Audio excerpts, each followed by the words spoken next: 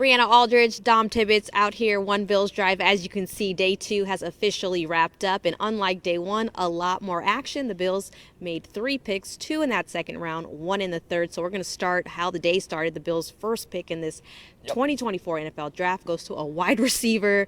Who would have thought? And it goes to one that is familiar to both of us. Yeah. Keon Coleman. Wide receiver out of Florida State. Yeah, when you said a lot, I almost was like, yeah, a lot more action today. No, Yes. You know what's funny, Bree, is I think like people kind of press the panic button a little bit when Keon Coleman came off the board with that first pick of the second round, because I think you heard so many mocks, so many analysts were like, Keon Coleman, late second round value. There were a lot of other guys on the board. I mean, Ladd McConkey was still on that board. And that's a guy. I mean, and Troy Franklin was a lot of guy who he had a top 30 visit with the Bills. And he hasn't even been picked yet. But I think it's funny. Did you feel like as the night went on, it felt like the Keon Coleman vibe got a little bit calmer and people kind of started looking back at the tape? They started reading a little bit more reports.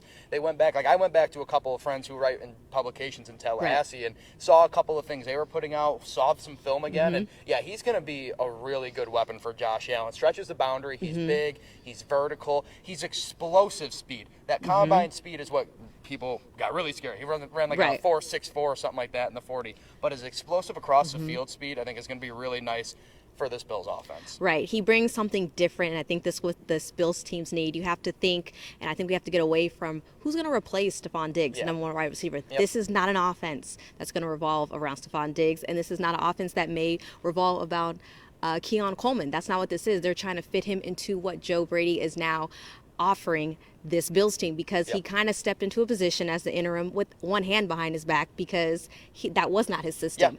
So now he gets a whole offseason, he gets a whole camp with these new receivers. And then I want to bring a little attention to Adam Henry, the wide receivers coach here. He is really known for being able to bring rookies, which is exciting, I think, for a guy like Keon. CeeDee Lamb, obviously one of the top receivers in the league now, and he was attached to him at Dallas. Odell Beckham at LSU. He was part of that as well. So, I mean, the resume speaks for itself, and I think that's going to be exciting for a guy who I would call a little bit of a diamond in the rough right now. But that size is exciting.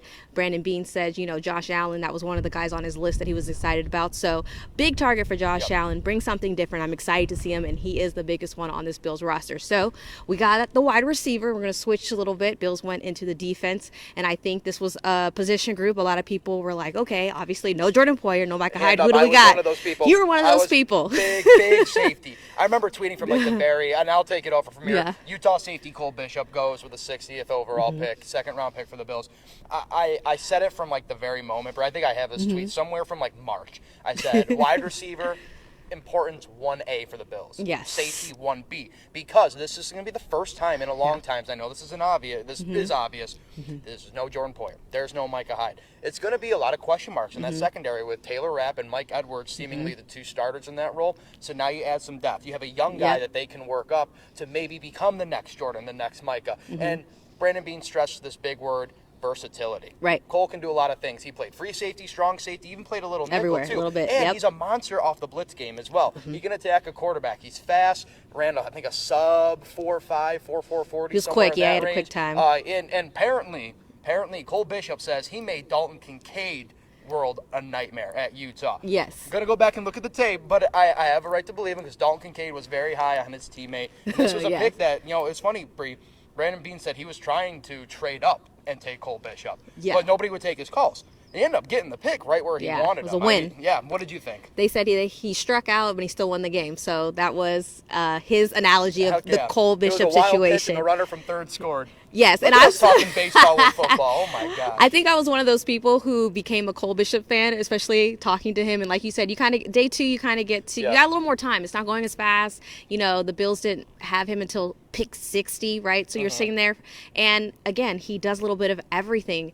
And I think that's what you need when Taylor Rapp is your only really guaranteed safety right now, right? We're not putting all the bags in there, but I think it was also brought up to being like, hey, you guys typically don't play a young guy in this position, right? This has been the duo, like you said, Hyde and Poyer, so I think it's going to be a big challenge, but it's also, again, very exciting that he's going to be able to know and walk in this building, he could be a starter potentially at this point. Yeah, which is, again, I think it's jarring for Yeah. Bills fans everywhere because you had that added insurance policy of the Hyde-Poyer combo, and I feel like, Bree, we're going to say that duo so much, and Micah Hyde's situation is still unknown. Obviously, Jordan's in Miami, but with Bills Mafia definitely feeling the nerves a little bit. But the hope is that if you get Cole in the second round, the value that he did, Brandon Beane again said, consensus, the scouts, everybody in the front office, they was on the board. So you feel like this is a pick. He got it for value, and it's somebody who could eventually work up and become the next Jordan, Micah, and pair themselves up with a duo that, again, anchors this Bills secondary. Right. So very excited about Bishop. Then we end with another defensive pick, another position group. I think a lot of people had on their mock drafts like, hey, the Bills need to address defensive tackle, right? Really like Dwayne Carter and what he brings because there's a lot of players, especially in today's age, where they are switching schools left and right. You don't really get a player, especially a redshirt senior who's been in the same program, worked his way up. The numbers go up each year, what you want to see. And then also being a captain for Duke for 3 consecutive seasons, the first time in program history. Big deal. Just seems like a great guy on and off the field, which is what this locker room needs, what they have, and I think he's going to fit right in. I mean, and listen, he on his Duke University bio, he was an education minor with theater studies. The theater, I love. He comes in, snappy show tunes, do it. No, but real, I mean, I saw a bunch. I think Chris Sims from Pro Football Talk or NBC Sports was somebody. I saw a couple other articles that people were posting about Dwayne Carter. A lot of people had him mocked in the top 10, top 5 defensive tackles. So the Bills seemingly here got value. Again, I said this to Matt when we were doing the show earlier. He reminds me a lot about a Boogie Basham value. And I don't want him to be a Boogie Basham, and I don't think Bills fans want him to be a Boogie Basham because Boogie Basham did not work the way they wanted to here in Buffalo. But it kind of feels like you got him around the same value, and there's going to be a lot of responsibility thrown on his shoulder because Daquan Jones, Ed Oliver kind of anchor the defensive tackle position right now, and then you've got Eli Anku and a bunch of other just smaller depth guys. So I'd expect Dwayne to be able to kind of come up, show his worth if he's got it during off-season workouts, OTAs, training camp, and just see if he can maybe get himself in a rotation, start getting some snaps in his rookie year. Definitely going to be a rotational player, but like Beane said, I love the decision because I'm always going to look for depth up front. He always talks about winning in the trenches, right?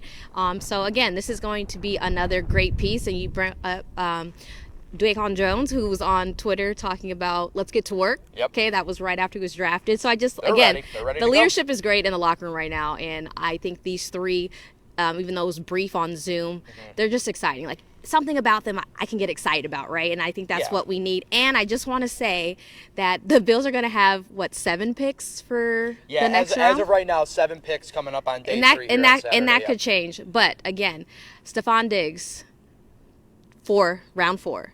Gabe Davis, round 5. Khalil Shakir, round 5. Those were the biggest targets for this team last year. So this potentially you could find some good stuff coming in. And you even look around. I mean, Amon-Ra St. Brown from the Detroit Lions just signed that mega deal. I think he was a 4th or 5th rounder. So this is an important day coming up on Saturday. So I would imagine Brandon Beane does maybe some moving around to maybe dump some of those 7s. I think that's kind of the pipe dream. We all want him to kind of dump some of those 7s and get it done in the 5th or 6th. But there's going to be some diamonds in the rough. Like you mentioned with Keon, there's going to be diamonds in the roughs on day 3. And I'm eager to see what the Bills kind of come out with here. Same here, and we are going to keep you guys updated, just like we've been. Any final thoughts on day 2? What's the grade you would give? Let's end with that. I would give this an A minus, because you addressed, I think, the 3 most important positions: wide receiver, safety, defensive tackle, that I think I had on my board. I think everybody had on their board. A minus only because you got to see how everything works out. I mean, Keon Coleman isn't the Marvin Harrison Jr., right? Romo Dunze, Malik Neighbors, MHJ, they come up, you get the A+ grade.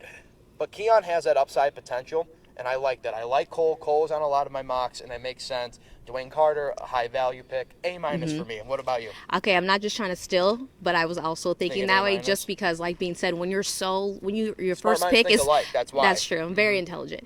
But starting with 28, right, he never saw going top 10 that he was just going to lose too much. So I think they did the best of what they had, and I actually think they came up with some really good picks and got lucky that those 2 were there waiting for them to be called. The Cole Bishop one. That's a big one. Beane having to say, we wanted to trade up. Right. Cole Bishop, that's a big one. Fell to their lap in the 2nd round at 60. Yeah, it's a good day, Bree. It's a good day to be here at One Bills Drive. Good day, and we are going to be back here for more coverage, so make sure you stay tuned online. And that's going to be it for now. For Brianna Aldridge and Dom Tibbetts.